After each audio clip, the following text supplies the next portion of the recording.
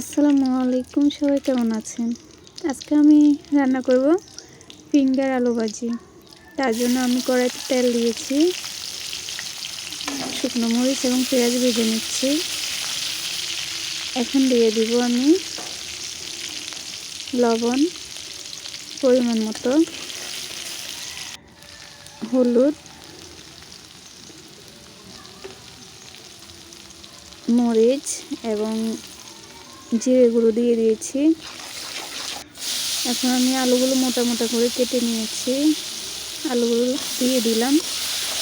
এভাবে আমি কিছুক্ষণ নাড়ব, না হলে নিচে এগুলো পুরো লেগে যাবে। আলুগুলো লাল লাল হয়ে এসেছে।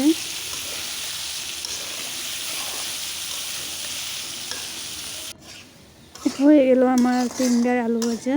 এখন আমি নামিয়ে নেব।